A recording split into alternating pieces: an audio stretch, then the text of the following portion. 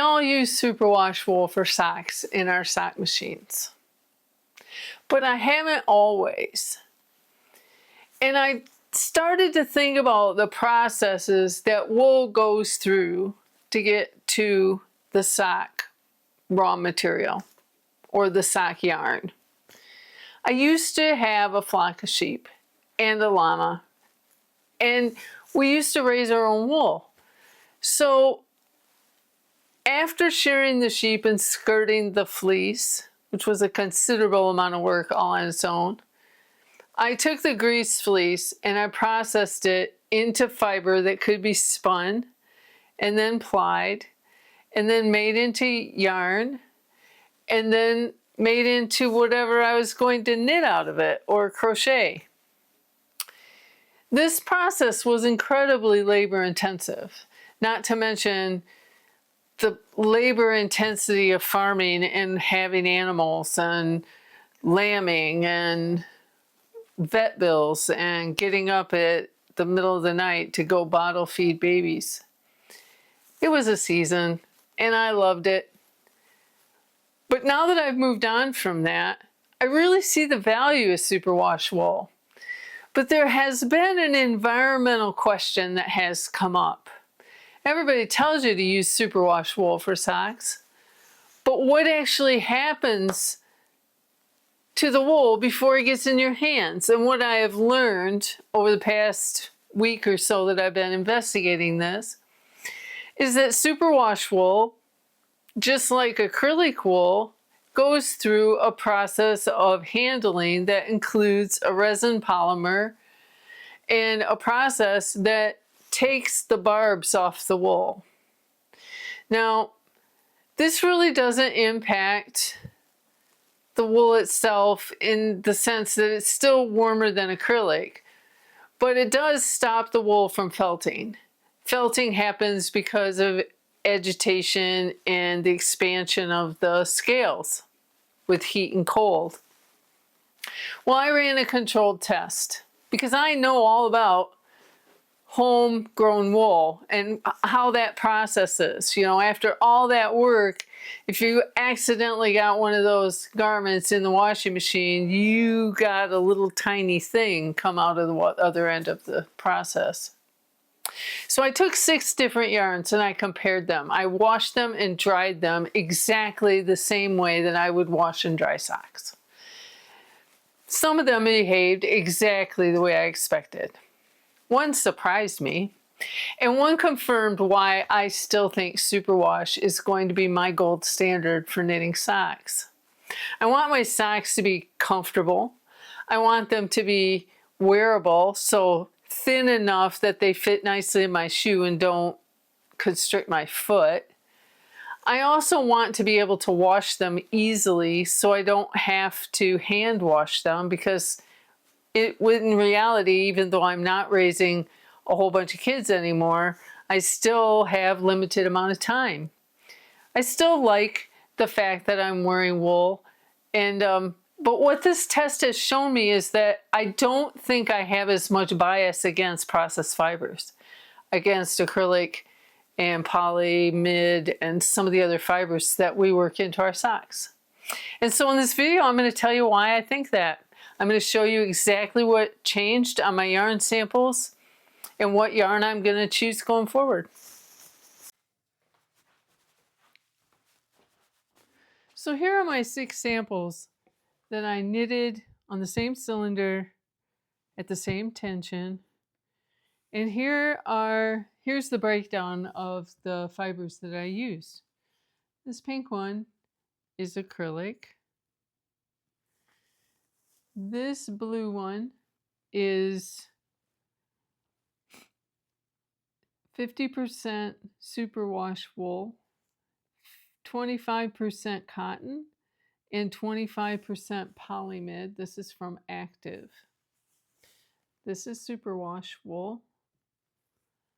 This is wool that is commercially spun and not treated, so it's feltable, and it did shrink down. And even this, I left this on purpose because this is where the tail end actually felted to the knitting fabric, where the little tail.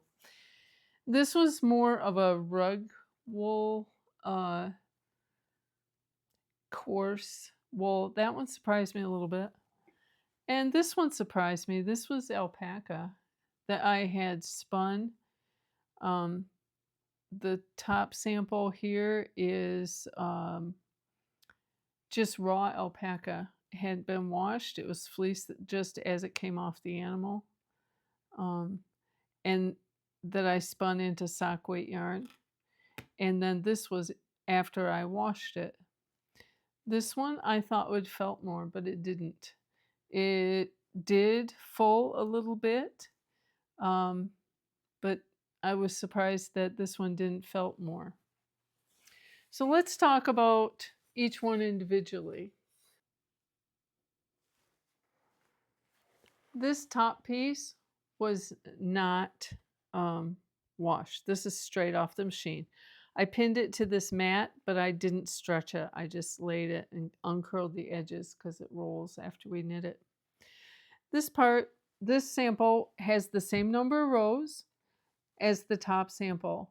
And you can see how when the fibers relaxed a little bit, it did lose length. So when would that matter? That would matter if you were knitting socks and your sock would be about 1/4 of an inch shorter than what you knitted. So if you decide to knit using acrylic in your machine, be sure that you knit a little longer than you think you need it, because it will change. So this got a little softer, but it was pretty soft wool. This is Tam brand, TAMM, and it's their baby, or BEBE. Is that baby, BB? I don't know. That's what it is. Okay. So this one, I was surprised that I did lose a little bit of length in the sample, about 1/4 of an inch. The next sample that we're going to look at is this blue heather yarn. And this yarn is active, 25% cotton, 25% polyamide, and 50% wool. So it has 25% less wool in it than this superwash over here that we're going to talk about. What surprised me, and this is the one that surprised me the most, this is the sample coming off the machine. And this sample, after it's been washed, is significantly wider than the sample coming off the machine. So when this is washed, it becomes very soft. It got really soft, and I could imagine this really draping nicely. So I don't think I would even use this for socks. I think I would use it for like a really soft summer sweater, or a very soft drapey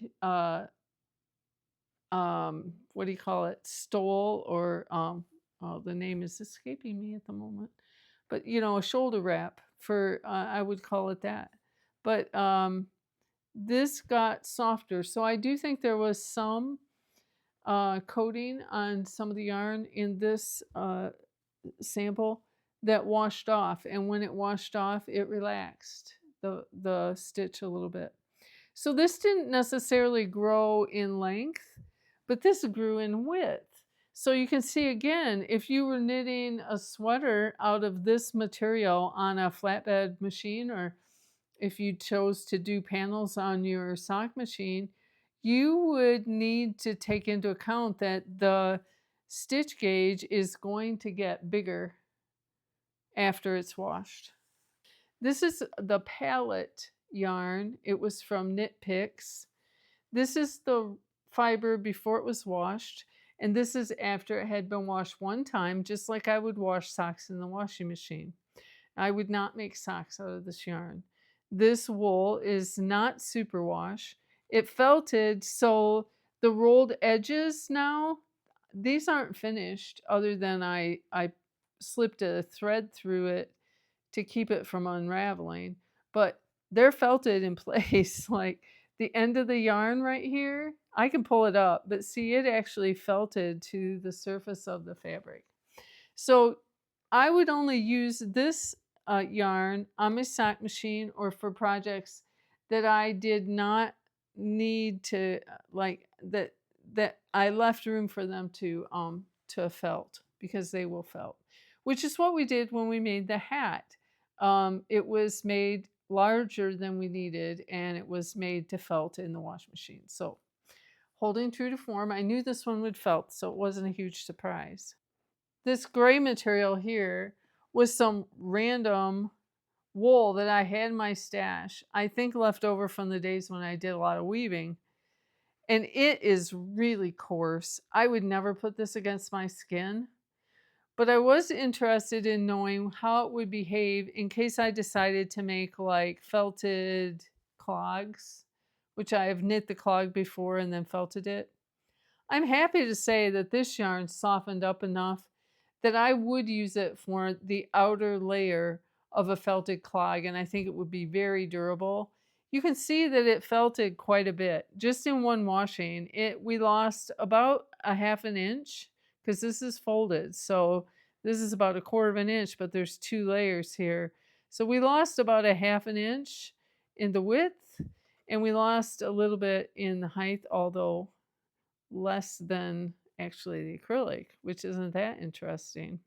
The alpaca is spun. I spun this into yarn, and I plied it so it had 2 ply, and it was raw fiber right off the alpaca. It was sheared, and it was dusty, and there was veg matter in it. So I did a pretty fair amount of sorting of the fiber as I was spinning it.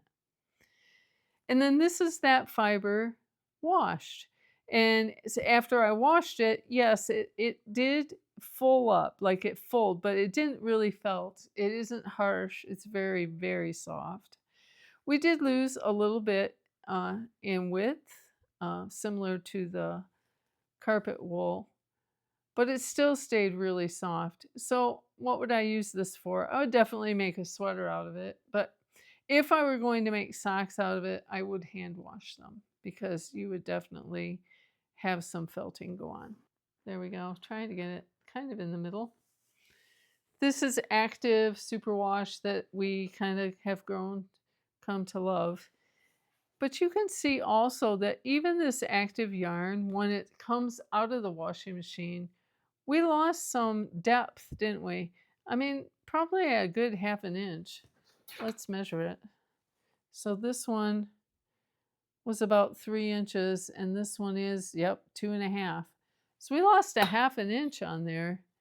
The width, 4.5 and 4 3/4. So we lost 1/4 of an inch in the width and a half an inch in the depth. Now, if you've been knitting socks and selling them without washing them, they're going to full when the customer washes them. They're not going to felt, they're going to full. And the thing about that is, if they're wet and you put them on a sock blocker, because it's not got the barbs on the fiber anymore, and the fiber has been coated with the polymer, it's not going to felt there, but it will full up. And then if you are going to stretch them back into size or block them into size, you would want to use a sock blocker on them.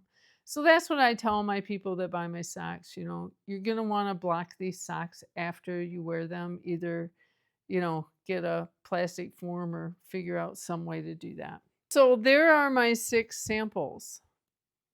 Alpaca, raw commercial wool, rug yarn, acrylic, cotton, polyamide, and wool, and 75% wool, 25% polyamide, what we would call superwash. Which one am I going to make socks out of? Seriously, this one for my wool socks, and I would use acrylic for summer socks. I really would. Now, I wouldn't have said that after this test. So there, I learned something. I hope you did too. On we go. Happy knitting.